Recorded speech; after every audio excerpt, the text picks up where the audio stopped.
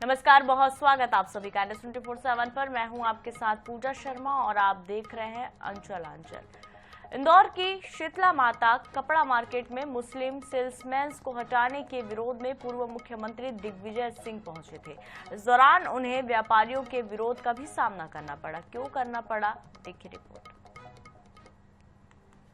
इंदौर के शीतला बाजार व्यापारी एसोसिएशन ने पिछले दिनों तय किया कि वो मुस्लिम कारीगरों और मुस्लिम कर्मचारियों को नौकरी से निकाल देंगे। व्यापारी संगठन का आरोप है कि मुस्लिम कर्मचारी और कारीगर हिंदू लड़कियों को बहला फुसलाकर लव जिहाद जैसी घटनाओं को अंजाम देते हैं।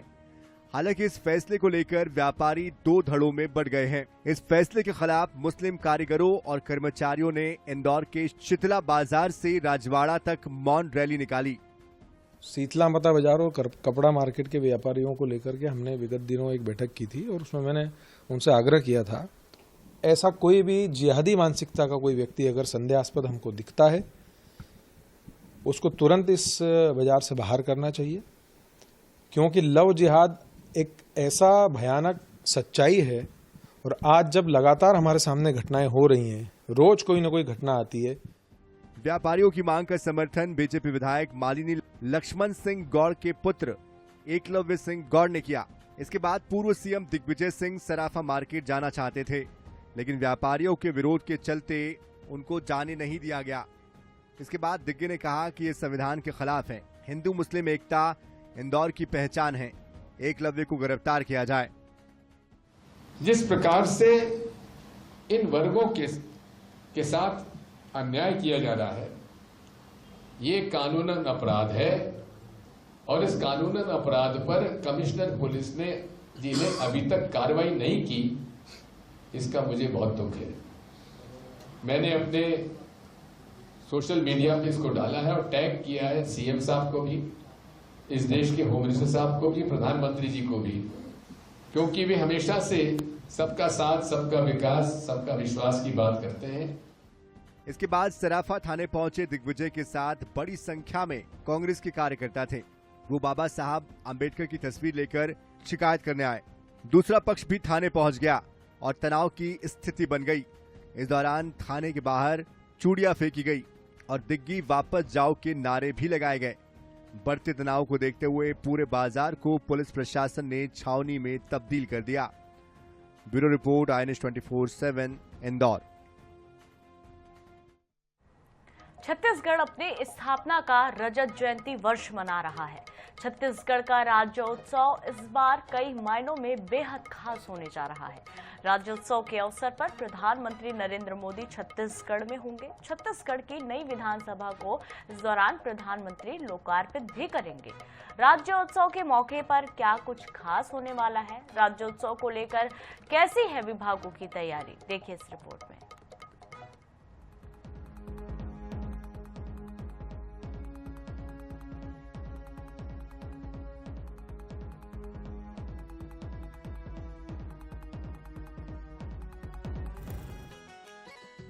छत्तीसगढ़ राज्य को 25 साल पूरे हो चुके हैं।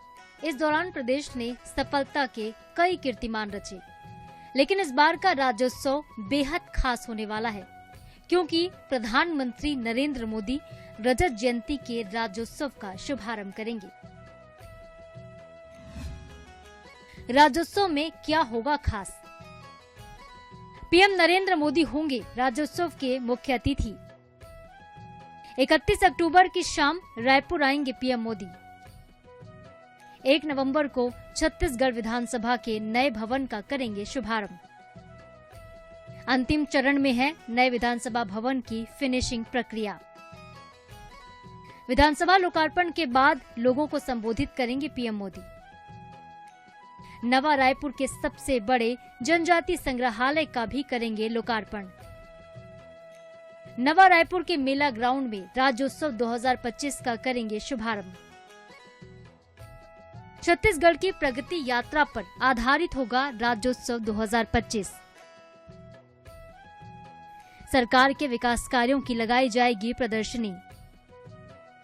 25 साल की सफलता को प्रदर्शनी के जरिए दिखाया जाएगा। 3 प्रमुख कार्यक्रम के बाद दिल्ली रवाना होंगे प्रधानमंत्री नरेंद्र मोदी। छत्तीसगढ़ राज्य का निर्माण पूर्व पीएम अटल बिहारी वाजपेयी ने किया था। इस साल उनकी जन्म शताब्दी का वर्ष भी मनाया जा रहा है और इसलिए सरकार की कोशिश है कि अटल जी की यादों को भी संजोया जाए। 25 सालों की विकास यात्रा की प्रदर्शनी में अटल जी से जुड़ी यादें भी होंगी।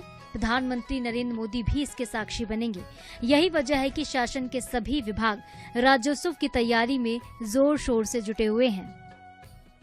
माननीय देश के यशस्वी प्रधानमंत्री जी का आगमन हमारे छत्तीसगढ़ में होना सुनिश्चित हुआ है और हम क्योंकि रजत जयंती मना रहे हैं और रजत जयंती के अवसर पर हम जब 25 साल पूरे हो रहे हैं तो हमारे लिए छत्तीसगढ़ विधानसभा की एक बहुत बड़ी सौगात हमारे प्रदेश को प्राप्त होगी और उसके साथ साथ हमारे देश के यशस्वी प्रधानमंत्री जी की उपस्थिति और उनके माध्यम से विभिन्न कार्यक्रमों के माध्यम से योजना बना करके जो जनता के बीच में जाने का कार्यक्रम है ये सुनिश्चित हुआ है और निश्चित तौर पे देश के पूर्व प्रधानमंत्री माननीय अटल बिहारी वाजपेयी जो भारत रत्न हैं जिन्होंने छत्तीसगढ़ की सौगात दी, उनके प्रति आभार व्यक्त करने का ये छत्तीसगढ़ के प्रत्येक नागरिक का कर्तव्य बनता है।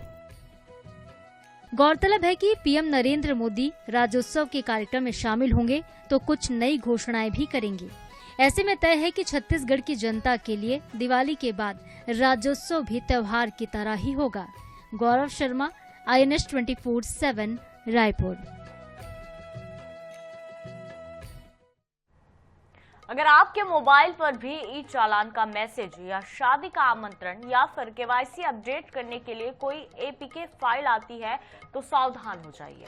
बिना जांचे परखे किसी भी लिंक पर क्लिक न करें, वरना आपकी गाड़ी कमाई भी पलक झपकते गायब हो सकती है। जी हां, फर्जी चालान इनविटेशन कार्ड भेजकर साइबर अपराधी भोले भाले लोगों की जेब काट रहे हैं। व्हाट्सएप के जरिए मैसेज लिंक भेजकर ये ठग लाखों रुपए उड़ा ले जा रहे हैं। देखिए रिपोर्ट।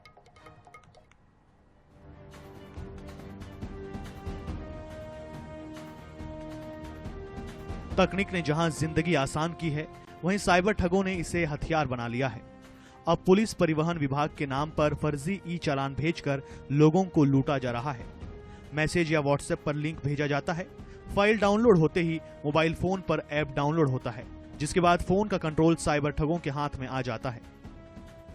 तो लगातार देखने में आ रहा है कि विभिन्न प्रकार की ठगी हो रही है।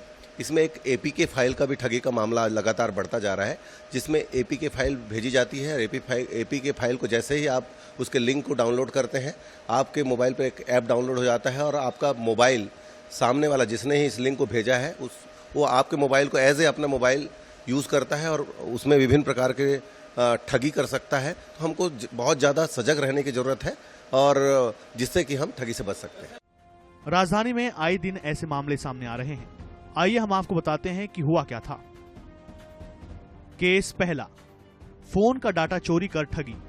गुड़गांव में एक शख्स के 4 लाख रुपए साफ हो गए। उसने एक नकली ई चालान खोला, जिससे मोबाइल हैक हुआ और ठगी हो गई।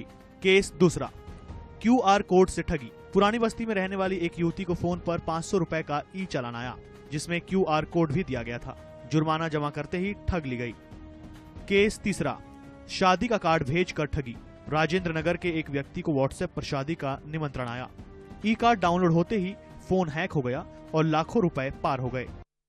राजधानी में लगातार साइबर ठगी के मामले बढ़ते ही जा रहे हैं। वहीं शातिर ठग गिरोह लोगों को अपने झांसे में लेने के लिए अब नए नए तरीके का इस्तेमाल कर रहे हैं। खासतौर पर व्हाट्सएप पर ई चालान भेजा जा रहा है, APK फाइल भेजी जा रही है और कई लोगों को नकली शादी का इन्विटेशन कार्ड भेजा जा रहा है। इनमें से किसी भी एक फाइल को डाउनलोड करने पर सीधे यूजर का मोबाइल साइबर ठगों के हाथों में आ जाता है और उनके द्वारा कंट्रोल में ले लिया जाता है। बाद में अकाउंट में रखे लाखों रुपए साइबर ठग पार कर रहे हैं। हालांकि कहीं ना कहीं पुलिस के लिए भी अब इन साइबर ठगों को पकड़ना एक बड़ी चुनौती बन गया है। कैमरामैन रिजवान कुरैशी के साथ मोहम्मद सैन, INS 24/7 रायपुर।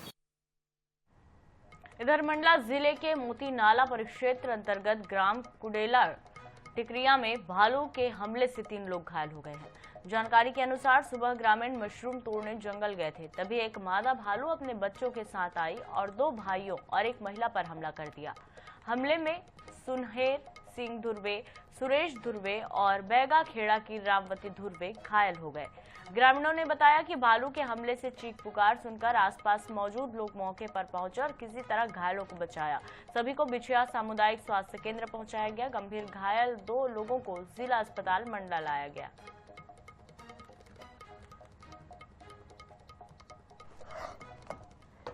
हम जंगल गए थे टिहरी ढूंढने भैया के साथ में, तो 3 भालू थे। वो आके और मेरे छाती में मार दिया। भैया को हाथ में और सीने में चोट है और मेरा भी सिर में और सीने में चोट है। ये मेरा पत्नी है रामवती धुर्वे के साथ भालू काटा है जंगल में टिहरी खोजने।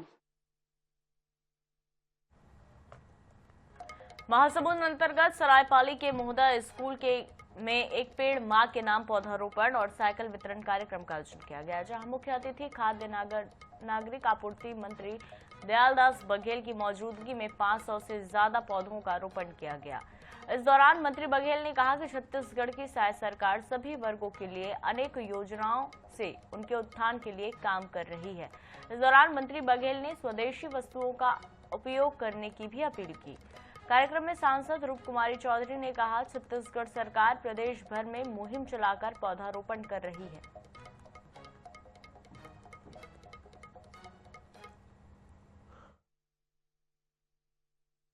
हाई स्कूल प्रांगण में बृहद वृक्षारोपण का कार्यक्रम था। एक पेड़ मां के नाम। हमारे सम्माननीय प्रधानमंत्री मोदी जी का सोच है अधिक से अधिक वृक्ष लगे। इसी नाम से आज यहाँ एक पेड़ मां के नाम से वृक्षारोपण किया गया है। यहाँ एक कार्यक्रम के बाद इन छोटे छोटे जो छात्राएं हैं स्कूल के, उनको मुफ्त में साइकिल वितरण किया गया है।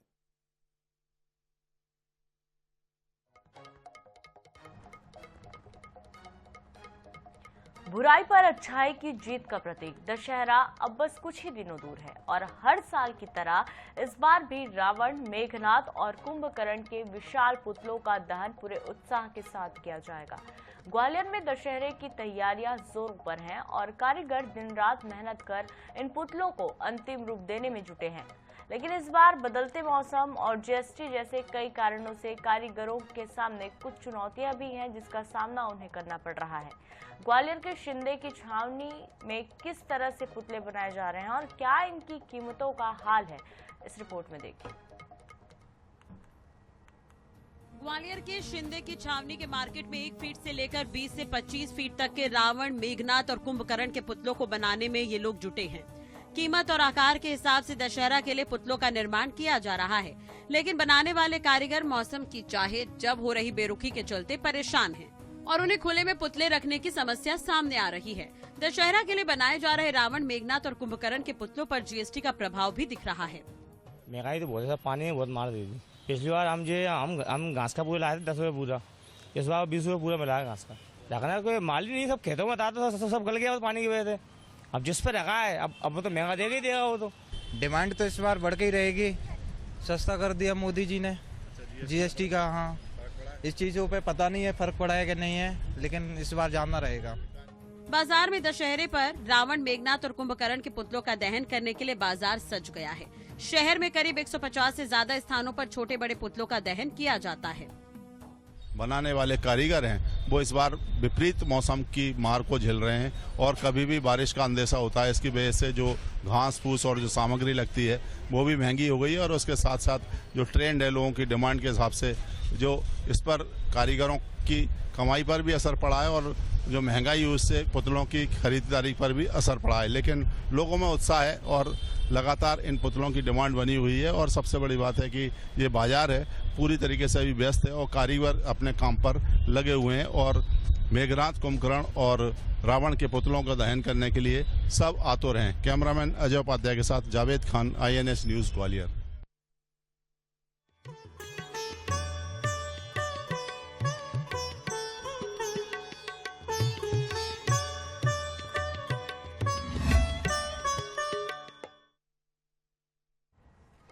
तो चलिए अब थोड़ी सी आदि शक्ति की आराधना भी कर लेते हैं। मध्य प्रदेश के दतिया की पहचान सिर्फ किलों और महलों से नहीं है, बल्कि मां विजय काली की अद्भुत शक्ति से भी है। नगर की कुलदेवी मां विजय काली का मंदिर हर रोज आस्था से भरा रहता है। वैसे तो यहाँ साल भर मां के दरबार में भक्तों का तांता लगा रहता है, लेकिन नवरात्रि में यहाँ महिलाओं का विशेष जमावड़ा होता है। भक्ति परंपरा और स्त्री शक्ति का ये अनोखा संगम दतिया को अलग पहचान देता है। देखिए रिपोर्ट। मां विजय काली के दरबार में बड़ी संख्या में महिलाएं जलाभिषेक करती हुई हलवा पूरी का भोग लगाती हैं। ये नजारा सिर्फ आस्था का नहीं, बल्कि नगर की परंपरा और कुल देवी के प्रति अटूट विश्वास का प्रतीक है।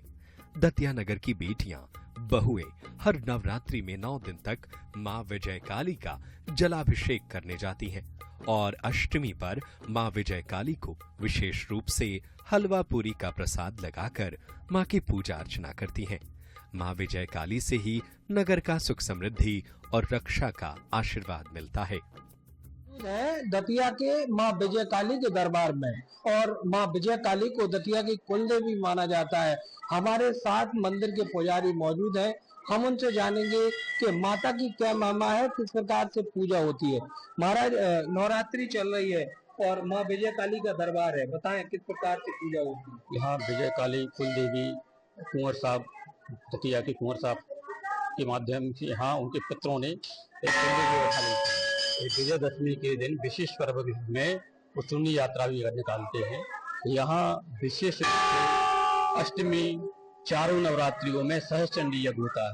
हम आपको दिखाना चाहेंगे, सहयोगी बताएंगे, ये मां विजय काली का दरबार है और सुबह 4 बजे से यहाँ नगर की महिलाएं बड़ी संख्या में पहुंचती है। मां विजय काली का जलाभिषेक करती है, मां विजय काली की पूजा करती है। वीर सिंह पैलेस के पास स्थित यह मंदिर आज दतिया की आस्था का केंद्र है। यहाँ काली स्वरूप के साथ साथ शीतला माता का रूप भी पूजित है। इसलिए महिलाएं अपने बच्चों के स्वास्थ्य और परिवार की रक्षा के लिए विशेष तौर पर जलाभिषेक करती हैं। इतिहासकार बताते हैं, मां विजय काली सिर्फ नगर की कुल देवी नहीं है, यहाँ तंत्र और भक्ति दोनों का अद्भुत संगम है। यही कारण है कि नवरात्र में यह मंदिर विशेष शक्ति केंद्र बन जाता है। सुबह शाम की आरती हो या रोज का जलाभिषेक, यहाँ आने वाला हर भक्त खुद को मां की गोद में सुरक्षित महसूस करता है। महाराज, दतिया नगर की कुल देवी मां विजय काली आपके पूर्वजों ने स्थापना कराई है, क्या कहेंगे?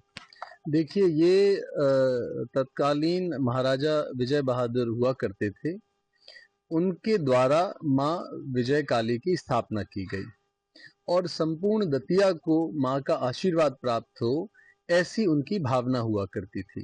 9 दिन तक दर्शन करने नहीं जाते थे विजय काली मां के। क्यों नहीं जाते थे?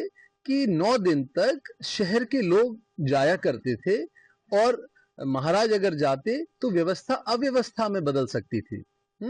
तो इसलिए वो 10वें दिन जाते थे, जब मेला और ये सब शांत हो जाया करता था। उसी परंपरा को हम लोग भी आज निभाते हैं। हम लोग 9 दिन नहीं जाते, 10वीं को मां के दर्शन करते हैं। कहा जाता है कि मां विजय काली का आशीर्वाद ही दतिया की आत्मा है। नवरात्रि की अष्टमी पर जब महिलाएं सामूहिक रूप से मां का पूजन करती हैं, तो यह सिर्फ धार्मिक परंपरा नहीं, बल्कि स्त्री शक्ति और नगर की एकता का अद्भुत उत्सव होता है।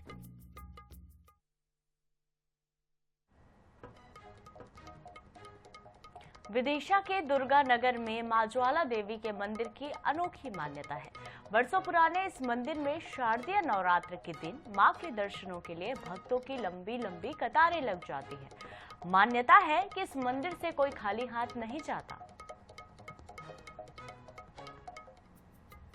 विदिशा के दुर्गा मंदिर की प्रसिद्धि का अंदाजा इसी बात से लगाया जा सकता है कि मंदिर की वजह से इस क्षेत्र का नाम ही दुर्गा नगर रख दिया गया। मां ज्वाला देवी के इस दरबार में चमत्कार की कोई कमी नहीं है और यही वजह है कि हर कोई अपनी मनोकामना पूर्ति के लिए यहाँ खींचा चला आता है। मंदिर में 800 से ज्यादा घी और तेल की ज्योत प्रज्वलित है, जो वर्षों से जल रही है। ये बंजर 1957-58 का है। इसकी प्राण प्रतिष्ठा दुर्गानगर हाजी वली के नाम से था। ये मंदिर जगह इसकी मां ने हाजी वली को विदा करके दुर्गा में बसाया। इस मंदिर में सबसे मनोकामना सिद्ध होती है। ऐसी मान्यता है कि जब कोई अपनी मुराद लेकर यहाँ ज्योत प्रज्वलित करता है तो माँ उसकी मनोकामना पूरी करती है। नवरात्रि के दौरान इस मंदिर में भक्तों की संख्या बढ़ जाती है और हर कोई अपनी मनोकामना के लिए माँ के दरबार में माथा टेकने चला आता है। Bureau report, INH news, Vidisha.